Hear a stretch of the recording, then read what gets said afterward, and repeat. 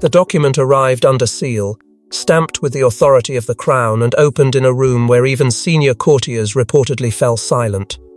In a move few inside royal circles saw coming, Princess Anne was named the new legal owner of Balmoral Estate, an inheritance decision that instantly redrew the balance of royal power and ignited fury far beyond palace walls.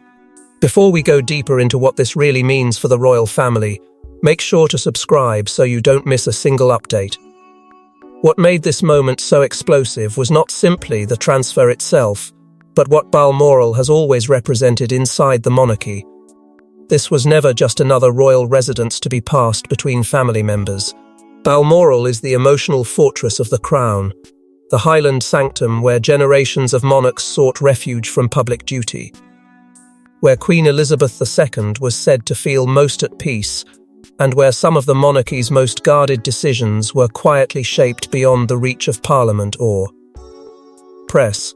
To place that estate into Princess Anne's legal hands was to place into her control one of the most sacred pieces of royal geography. Reports suggest even senior palace aides were caught off guard by the timing. Though murmurs of estate restructuring had circulated in administrative circles for months, few believed such a decisive transfer would happen so abruptly, and fewer still expected Anne to emerge as the sole legal owner. Those familiar with the duchy's internal processes describe the announcement as a succession earthquake, one that instantly unsettled long-standing assumptions about who truly commands influence inside King Charles' increasingly fragile reign. The fact that the papers were reportedly finalized in absolute secrecy only deepened the sense that something far larger had been unfolding behind closed palace doors. For Camilla's side of the royal orbit, the shock quickly turned personal. Insiders whisper that Camilla's sister first learned of the decision not through formal family channels, but through a discreet palace intermediary who conveyed the news only after the legal transfer had already been completed. That detail, perhaps more than any other, is said to have triggered fury. There had long been an expectation in some circles that Camilla's extended family would retain informal influence over access, hospitality, and seasonal presence at Balmoral. Anne's appointment shattered that assumption in a single stroke, closing a symbolic gate that many had believed would remain open indefinitely. Royal commentators have already begun framing this as one of the boldest internal power consolidations since Charles ascended the throne. Why was Anne chosen? Who drafted the final legal structure? And perhaps most critically, did this decision come directly from Charles himself, or was it rooted in instructions left behind by Queen Elizabeth II, whose shadow still governs so many royal outcomes from beyond the grave? Those questions now ripple through every corridor of royal speculation, because this transfer carries the unmistakable scent of deliberate design rather than spontaneous necessity. Princess Anne's selection is no minor administrative detail. She is, by every serious royal measure, the monarchy's most disciplined guardian of duty, unmoved by vanity, untouched by factional drama, and fiercely protective of institutional continuity. If Balmoral required a custodian who could defend it against private ambition, Anne was the obvious and perhaps only credible choice. Yet that logic offers little comfort to those now watching their expectations collapse around them, especially as private resentment begins to spill into palace relationships already strained by illness, succession anxiety, and buried rivalries. And beneath the official silence, one fact now unsettles everyone involved. This transfer was too precise, too carefully shielded, too strategically timed to be accidental. Every signature suggests preparation. Every sealed instruction hints at prior coordination. Every unanswered question points toward a plan set in motion long before the public knew anything had changed. But the true storm began when whispers emerged that this transfer had been quietly planned, long before the public ever heard a word. Long before the ink dried on Anne's ownership papers, there were said to be sealed instructions resting in Royal Archives documents tied to Queen Elizabeth II's final estate vision, and according to palace insiders, Balmoral was always meant to bypass expected hands. That revelation changes everything. What first appeared to be a sudden and controversial transfer now carries the weight of something far more powerful, the unmistakable hand of a monarch who even in death continues to shape the fate of the House of Windsor. Reports suggest that in the final years of her reign, Queen Elizabeth II quietly drafted confidential inheritance guidance concerning Balmoral, treating the estate not as disposable property, but as a sacred trust that had to remain protected from shifting alliances, marital politics, and competing personal ambitions. Those who have studied the monarchy's inner workings understand the deeper meaning of that choice. Balmoral was never merely about ownership. It was about guardianship, bloodline, and continuity. For decades, Balmoral stood apart from ordinary royal assets. It was the place where the monarchy shed ceremony and returned to its oldest instincts, where the crown reconnected with tradition far removed from London's public theatre. According to insiders familiar with palace archival procedures, Queen Elizabeth viewed Balmoral as spiritually inseparable from the direct line of royal duty. That is why they say Princess Anne emerged as the favoured custodian. Anne represented permanence. She was never distracted by glamour, never tempted by influence, and never seen as vulnerable to the social manoeuvring that often clouds royal succession battles. In Elizabeth's reported calculations, Anne was not simply a daughter. She was the last immovable wall between royal heritage and private opportunism. Legal whispers have only deepened the intrigue. Various interpretations from constitutional observers suggest that dormant clauses tied to estate directives may have existed within sealed legal instruments awaiting activation only after King Charles gave formal approval. If true, that would mean Anne's appointment was not improvised in response to present tensions, but part of a carefully engineered succession design laid out years earlier under Elizabeth's authority. Such a mechanism would explain the extraordinary precision of the transfer, the silence surrounding it, the sudden finality, and the absence of negotiation once the papers surfaced. It would also explain why palace aides, though startled by the timing, reportedly treated the transfer as irreversible the moment it became public. That is where the emotional fracture begins to widen. Camilla's household, according to multiple royal commentators, had long operated under a very different assumption. There had been a quiet expectation in certain circles that Balmoral's future might gradually bend toward Charles and Camilla's domestic sphere, especially as Camilla's presence beside the king solidified after the coronation. That assumption now appears to have been built on fragile ground. The hidden guidance attributed to Queen Elizabeth effectively dismantled that expectation in one stroke, sending a devastating message. Balmoral was never intended to become part of any extended marital network. It was always reserved for those seen as guardians of inherited royal duty, and that is what makes Anne's rise so politically explosive. Her appointment is no longer viewed as a simple administrative preference or a brother's act of trust. It now appears as the execution of a long-buried royal design, one conceived under Elizabeth's reign, and protected until the precise moment it could no longer be challenged. In that light, every detail surrounding the transfer becomes more chilling. The secrecy was not concealment for convenience, it was protection for a plan too sensitive to expose before its time. And once that truth began to spread through palace circles, resentment inside Camilla's camp hardened into something far more dangerous than disappointment. And that is precisely why the anger from Camilla's side of the family became impossible to contain.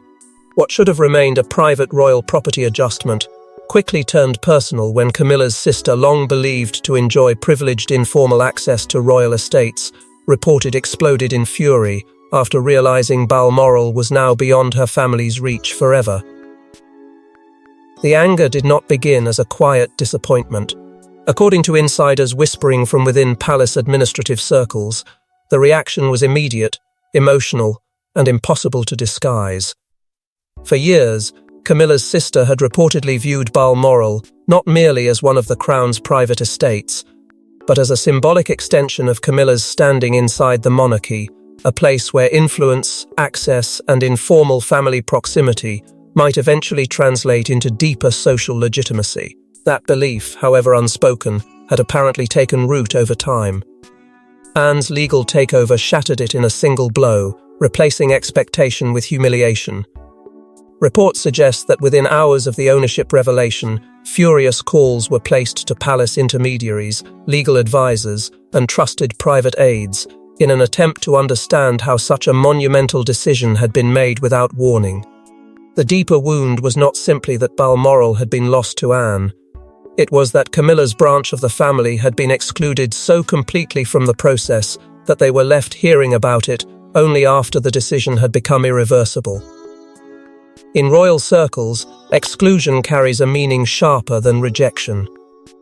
It signals not merely defeat, but irrelevance. That is where the emotional stakes became explosive. Those close to the situation claim Camilla's sister interpreted the transfer as a deliberate closing of ranks by the old guard, a silent declaration that the Parker Bowles orbit would never be treated as rightful stakeholders in the monarchy's most sacred inheritance. The resentment tied itself not just to Balmoral, but to a growing pattern that some in Camilla's family are said to have noticed with alarm: the gradual shrinking of their proximity to royal assets, royal decisions, and royal privilege. What once felt like expanding access now appears to be contracting under Anne's influence, and Balmoral became the most painful proof of that reversal. Courtiers have allegedly described the aftermath as humiliatingly public behind closed doors.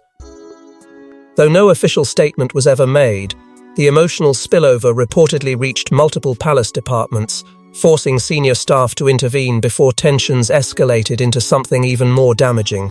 There are whispers that aides were quietly instructed to contain leaks, redirect inquiries, and prevent internal disagreements from reaching royal correspondents already circling the story. Such instructions reveal just how serious the palace considered the dispute.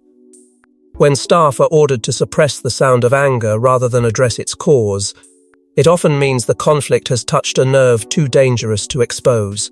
For Camilla herself, the eruption carried a private cost. While she remained publicly silent, insiders suggest the outrage from her sister's side placed her in an increasingly precarious position, caught between loyalty to her family and the stark reality that Anne's authority now rested on legal foundations impossible to challenge without confronting the crown itself. That tension has reportedly strained private family communications, leaving Camilla trapped in the most painful royal dilemma of all: defending relatives whose expectations were never formally recognized, yet whose resentment now threatens to deepen fractures already running through the palace. But beneath every furious call, every closed-door confrontation, and every desperate attempt to reverse the damage lay a truth far more unsettling than the loss of access. Balmoral was never just land, it was recognition, it was belonging. And in losing it, Camilla's side of the family was forced to face the reality that Anne's rise was not only a victory of inheritance, but a decisive rejection of their place in the monarchy's future balance of power. Yet the rage was not merely about property, it was about the deeper meaning behind what Anne's victory represented. In the monarchy's harsh arithmetic, sentiment means little beside duty, and few figures embody duty more completely than Princess Anne, the iron-willed royal, many insiders say, was always the only person trusted to protect Balmoral from private ambition. That truth did not emerge overnight. It was forged across decades, in which Anne built a reputation unlike any other member of the royal family, a reputation not based on charm, glamour, or public adoration, but on relentless discipline and unshakable institutional loyalty. While others in the monarchy became entangled in scandal, reinvention, or public image campaigns, Anne remained something rarer and far more dangerous in royal power struggles. Dependable, she became the figure the crown could rely on when sentiment clouded judgment, when family tensions threatened protocol, and when difficult decisions required someone immune to emotional pressure. That is precisely why, when Balmoral's future reached its decisive moment, her name rose above every other possibility. To understand why Anne was chosen, one must understand what Balmoral truly demands. This is not an estate suited to symbolic ownership or ornamental stewardship. Balmoral carries the emotional memory of monarchs, the weight of inheritance law, and the burden of representing royal continuity beyond politics and personality. According to palace historians, it requires not a figurehead, but a custodian, someone who sees legacy as obligation rather than privilege. Anne's decades of service made her uniquely qualified for that role. Year after year, she has carried out royal duty without interruption, often undertaking more official engagements than younger and more publicly celebrated royals combined. In palace calculations, that record is not ceremonial. It is proof of endurance. Reports suggest King Charles understood this more clearly than anyone. Though the decision may have carried painful consequences within his own household, insiders claim he approved Anne as the safest pair of hands precisely because she represented the least risk to the institution. Charles, increasingly burdened by illness, family fracture, and the mounting pressures of a fragile reign, could not afford uncertainty around Balmoral. The estate needed to be shielded from influence battles, from emotional lobbying, and from the possibility that personal loyalties might distort long-term royal interests. Anne offered one thing no one else could guarantee: protection without compromise. Prince William's quiet alignment with Anne reportedly strengthened that choice. Those familiar with internal royal dynamics suggest William saw in Anne a crucial ally for safeguarding the monarchy's most sacred assets as the future of the crown grows more uncertain.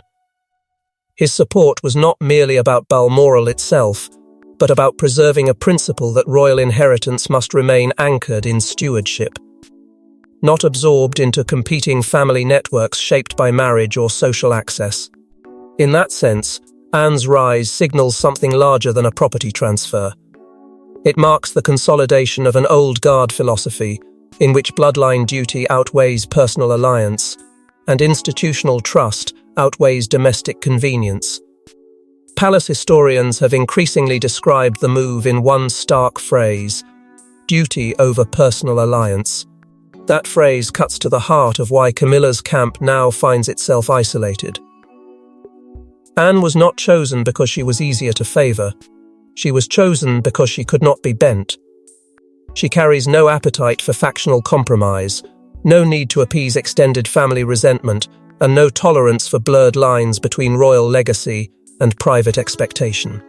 In moments when monarchy must choose between comfort and survival, figures like Anne become inevitable.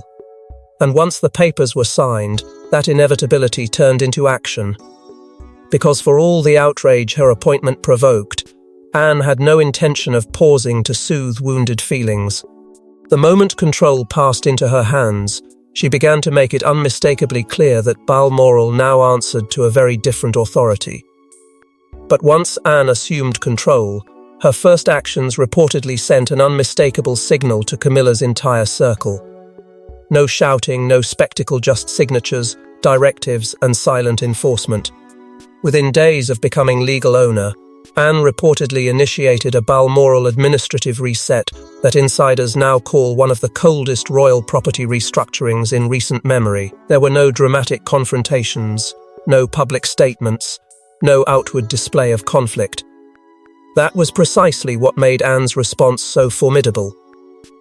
Those familiar with palace operations say her method was devastating because it relied not on emotion, but on machinery, formal authority translated into quiet action.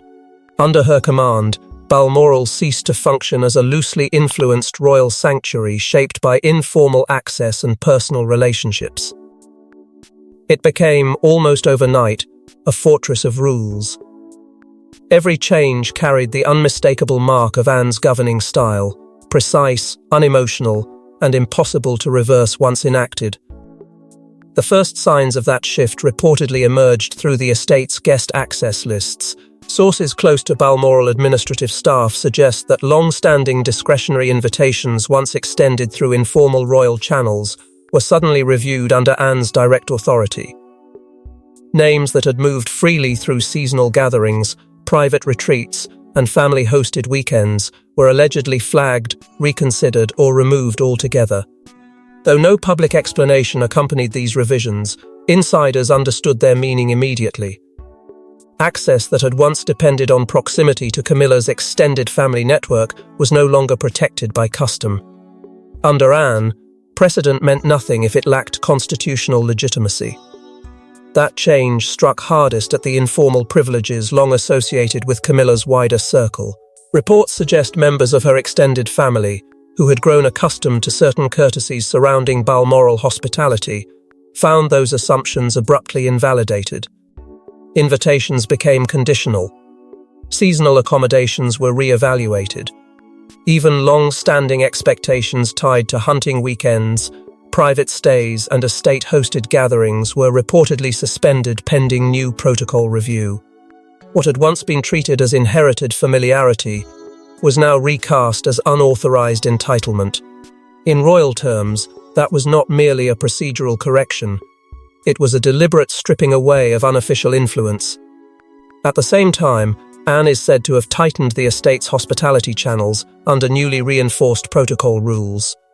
Balmoral staff who previously answered through overlapping household structures were reorganized into clearer lines of authority, many now reporting to Anne appointed oversight personnel rather than legacy intermediaries tied to older palace arrangements. This restructuring may have appeared technical on paper, but within royal circles its message was unmistakable. Anne intended to sever every pathway through which private loyalties might dilute estate control. The estate would no longer be vulnerable to soft influence, informal persuasion, or domestic expectation. It would answer only to the authority legally vested in its new guardian. To royal observers, this was bureaucratic warfare in its purest form. No accusation had been spoken aloud, yet an entire network of influence was quietly dismantled through administrative precision. The symbolic force of that cannot be overstated. Anne did not need confrontation because the paperwork itself became her weapon. Every revised list, every revoked privilege, every redirected reporting line formed part of what some insiders now describe as a quiet purge, one aimed not at scandal, but at removing ambiguity over who held power inside Balmoral's walls. For Camilla's camp, the emotional impact was immediate and deeply unsettling. The erosion of discretionary access made clear that Anne's appointment had not been ceremonial, temporary, or negotiable. It was absolute.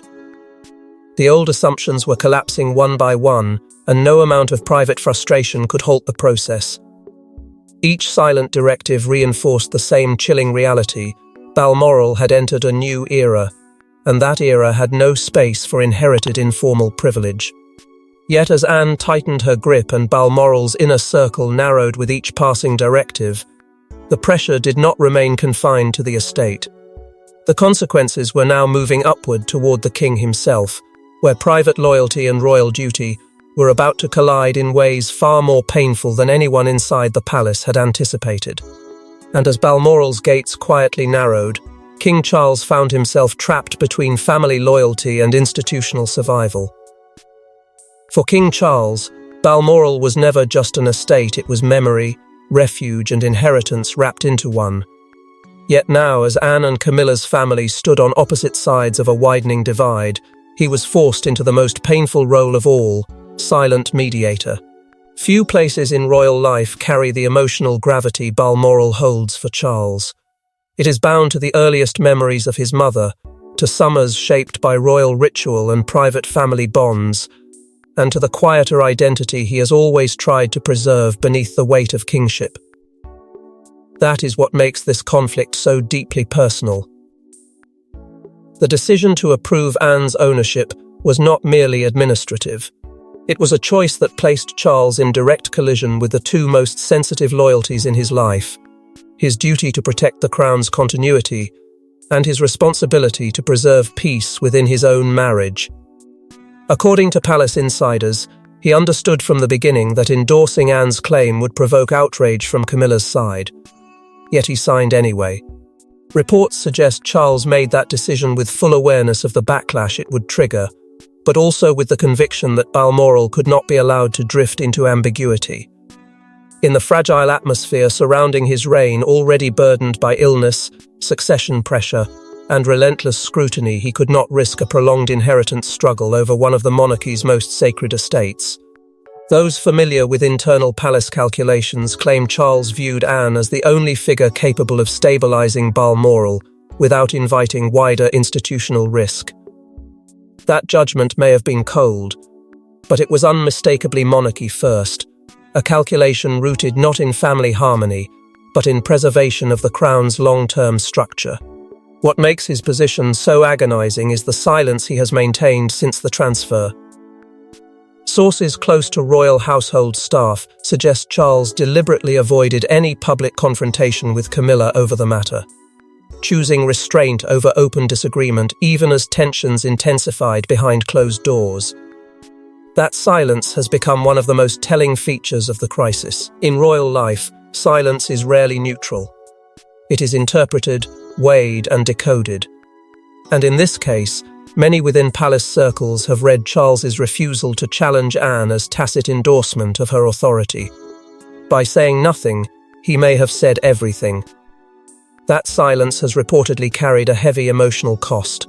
Courtiers whisper that Charles has become visibly exhausted by the fallout, worn down not simply by constitutional strain, but by the emotional fracture spreading through the family around him.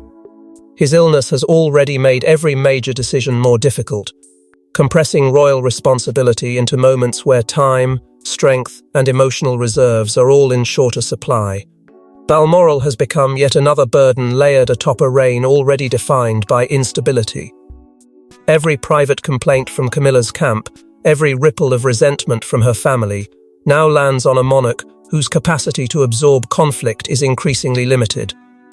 And still, he remains trapped in a dilemma with no painless resolution. To defend Camilla's family openly would mean undermining Anne's legal and moral authority over Balmoral, weakening a transfer he himself approved. To defend Anne publicly would deepen the perception that Camilla's relatives have been deliberately pushed aside. So Charles has chosen the narrowest path available, endurance without declaration. Yet that fragile balance cannot last forever, because in royal crises, what begins as private strain rarely remains private once public scrutiny begins to gather force. The tragedy for Camilla's side is that they have mistaken Charles's silence for hesitation, when in reality it may reflect the opposite. His refusal to intervene has allowed Anne's restructuring to proceed without resistance, and with every passing day that silence hardens into permanence. What once might have been challenged behind palace doors is rapidly becoming untouchable fact, and as the reality of that settles in, the consequences are about to move beyond family anger into something far more devastating: public judgment. But the greatest humiliation for Camilla's side was still to come, because the public was about to discover what this transfer truly meant. Once details of Anne's ownership leaked beyond palace walls, the narrative hardened fast. This was no ordinary inheritance shift, but a visible message that Balmoral would remain under the guardianship of bloodline duty, not acquired influence. The reaction outside the palace was swift, and for Camilla's camp, devastating. What had begun as an internal royal dispute over inheritance and authority was suddenly transformed into a public judgment about legitimacy itself. As reports spread through royal correspondence, commentators and palace insiders, the tone of the conversation changed sharply. The story was no longer framed as a family disagreement over estate management. Instead, it became a larger symbolic battle between tradition and perceived encroachment, a battle in which Princess Anne emerged, almost immediately, as the defender of royal continuity. Public sympathy rallied around her not because she sought attention, but because she appeared to embody the very values Balmoral was meant to preserve: permanence, restraint, and duty untouched by ambition. That shift in perception hit Camilla's sister especially hard.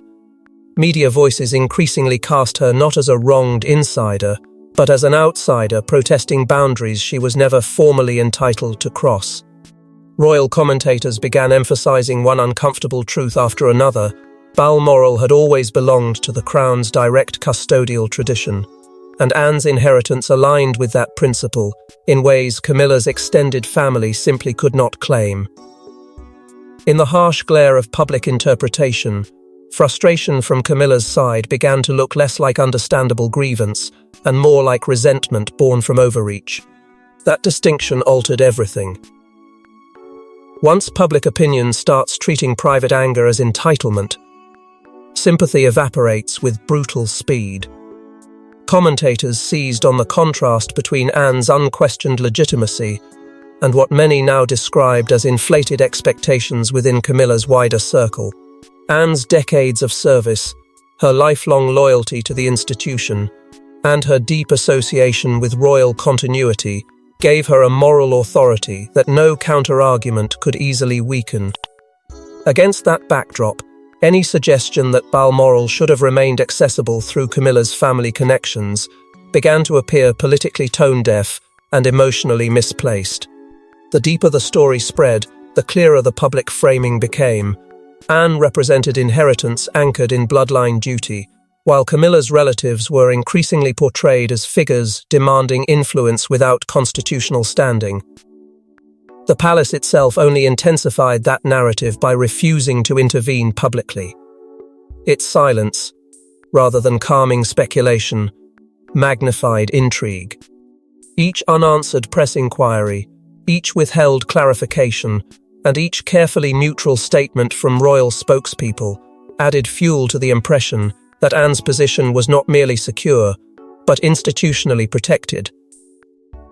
In royal affairs, silence can function as a shield, and in this case it shielded Anne while exposing Camilla's camp to unchecked public interpretation. The absence of rebuttal from Charles's household was widely read as quiet confirmation that the monarchy had already chosen its side and had no intention of revisiting the decision. As the days passed, Balmoral itself became something larger than property in the public imagination. It transformed into a symbol of restored old guard control, a sign that the monarchy was drawing firmer boundaries around who may influence its most sacred inheritances. For many observers, this was seen as the reassertion of a traditional royal order that had been slowly eroded by informal access and domestic alliances. That symbolism left Camilla's camp increasingly isolated. Reports suggest even those once sympathetic within palace networks began retreating, unwilling to align themselves against a decision now viewed as both legally sound and morally justified. Institutional resistance hardened quietly, but unmistakably. And that isolation carries consequences beyond wounded pride.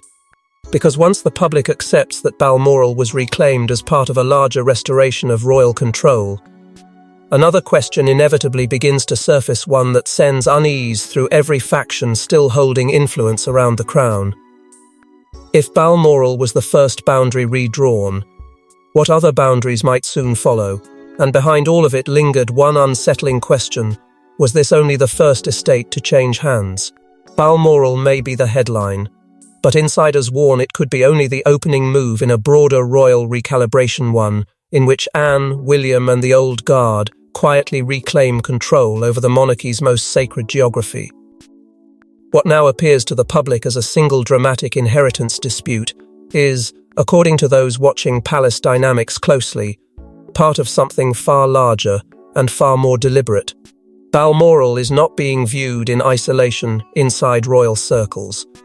Its transfer has become the first unmistakable sign of a strategic reordering already underway, one designed to tighten control over the crown's most symbolically powerful estates before the next phase of succession begins.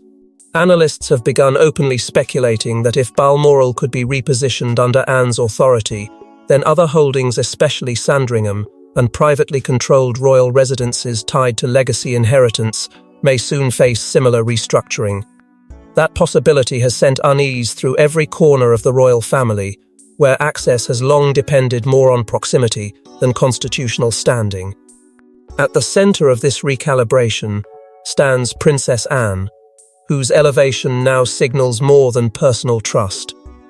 It marks the strengthening of what palace historians increasingly describe as a hereditary guardianship block, a quiet alliance of senior royals committed to protecting the monarchy's core assets from dilution through marriage networks, domestic influence, or informal expectation. Anne's authority over Balmoral gives this block a powerful anchor. Her legal control over one of the monarchy's most sacred estates transforms her from loyal enforcer into territorial guardian, a figure whose influence now stretches beyond ceremonial duty into the architecture of royal inheritance itself. That shift alters the balance of internal power in ways that cannot easily be reversed. Prince William is widely believed to be one of the chief beneficiaries of this new alignment. Reports suggest he has gained in Anne not only a trusted aunt, but a strategic ally whose priorities mirror his own long-term vision for the monarchy's future. As heir to the throne, William's greatest challenge has always been preserving institutional strength while preparing for transition in an era of family fragmentation. Anne's consolidation at Balmoral gives him reinforcement at a critical moment. Together, they now appear to represent a coordinated old guard front one, rooted in continuity, bloodline legitimacy, and disciplined estate stewardship. For those looking ahead to the eventual transfer of kingship, this emerging alliance may prove more consequential than any public-facing royal appearance or constitutional announcement. For Camilla's wider circle, the implications are deeply unsettling. Her extended influence, once thought to be steadily expanding through her position beside Charles, now appears increasingly constrained. Balmoral has shown that informal proximity to the king does not guarantee access to royal inheritance structures. If anything, the opposite may now be true. The stronger Anne and William become in consolidating legacy assets, the narrower the space becomes for outside influence to operate through social familiarity or marital connection. What Camilla's family is facing may not be a temporary setback, but the beginning of a permanent contraction in their role around the crown's most protected domains. This is why estate control has suddenly become the monarchy's most consequential battlefield. Titles may dominate headlines, but land carries permanence. Estates define legacy, shape succession leverage, and determine who truly holds institutional power once reins begin to change hands. Palace insiders have even begun whispering about what some call a new doctrine of legacy preservation, a quiet but unmistakable philosophy aimed at returning sacred royal properties to the tightest circle of hereditary guardians, before Charles's reign enters its next uncertain chapter. If that doctrine is real, then Balmoral is only its first visible victory. And that is what makes Anne's triumph feel so much larger than a single transfer deed. It is no longer merely about who owns Balmoral. It is about who will shape the geography of royal power when the monarchy enters its next era, and who will be left standing outside those gates when the final boundaries are drawn. And in the cold silence of Balmoral itself, the final meaning of Anne's triumph became impossible to ignore. Thanks for watching. Don't forget to like and subscribe, and we will see you in the next one.